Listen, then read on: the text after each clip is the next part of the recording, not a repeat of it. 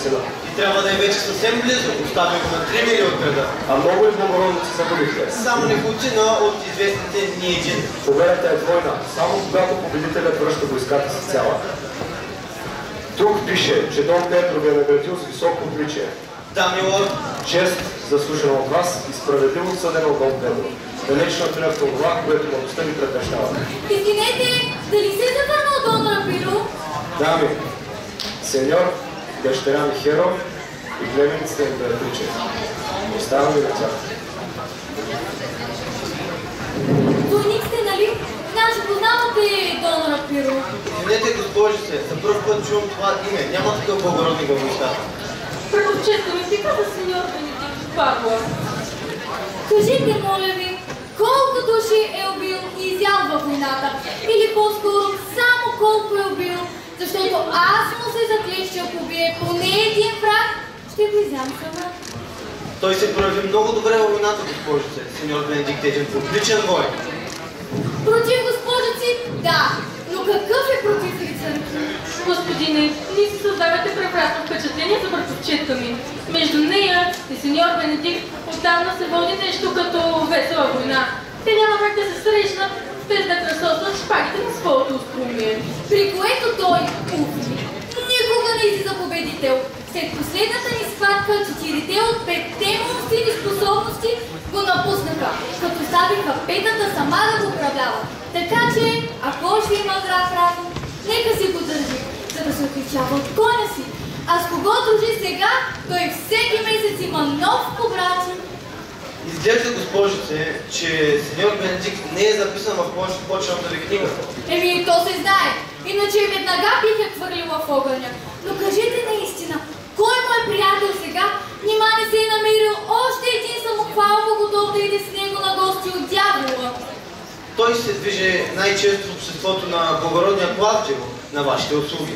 О, Господи! Бенедикт ще ви се лепне като болест. Той е по-прилипчив и от чумата и на този, когото зарази със себе си. Затова, ако още има здрав разум, нека се го държи. Извинете, госпожице, не бих искал да се дуелирам с вас. Бог да пази нещастния Клавдио. Ако сте прихванал остър бенедиктит, лекуването му ще ви излезе най-малко 1000 фунта. О, госпожице, презрение! Вие сте била още жива? Нима може презрението да умре, когато има такава чудесна храна в лицето на сеньор Бенедикт? Самата учтивост се превръща в презрение, щом вие се появите на хоризонта. Значи учтивостта ви е постоянна като ветер показател. Но слава Богу, всички жени, с изключение на вас, показват слабост към мен. И аз горещо съжалявам, че съм тъй хладен, да не мога да отговоря на някой от тях. И какво щастие за всичките. Иначе би трябвало да търпят един твърде доставен обожател. Ако питате мен, за мен е по-приятно да слушам как кучето ми лае по гардите, отколкото един мъж да ми се обяснява в любов. И дано Бог, госпожице, не ви откри от тези чувства. Те доста нещастници ще избегнат съдбата да ходят с издрана физиономия. Нищо страшно, ако тя е като вашата. С или без дръскотини за нея би било все едно. Признавам, с такъв речник вие ще бъдете страхотна учителка за папагале. Една птица с моят език е за предпочитание пред череного с вашия. Ами да, предпочитам конят ви да го бързи неуворен от езика ви. Но вие, ако искате, продължавайте. Аз слагам точка. Ами да, то вие винаги слагате точка след една такава конярска шега. Зная ви, не от вчера.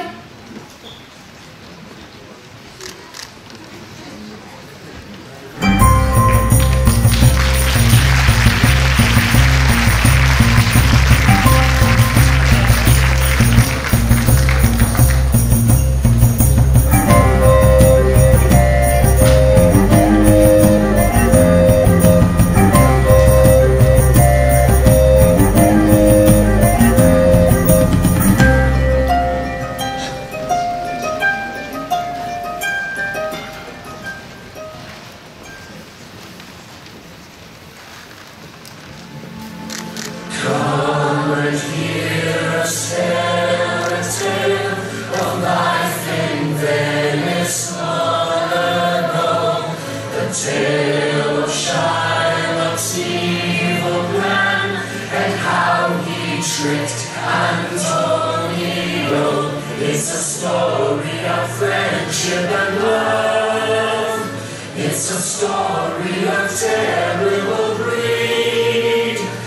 It's a story of keeping your word and helping your friends in need.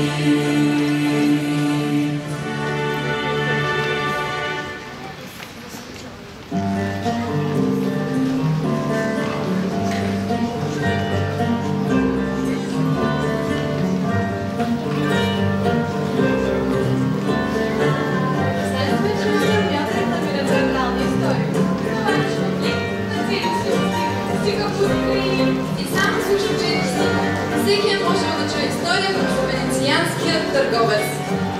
Днес цената би била 3 мелита и 99 су. Но това е друга тема.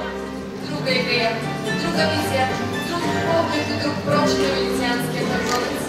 Най-ранното известно представление на пиесата е пред крал Джеймс I през 1605 година. Той наредил второ представление 2 дни по-късно, като се надявал този път да разбере за какво става дума. Че история съдържа някаква полука и ясно. Или поне по-ясна полука. Що се отнася до обрисовката на характерите, известен учен твърди, че народът е човешки. Важно е, тъй като това можеше да стане по някакво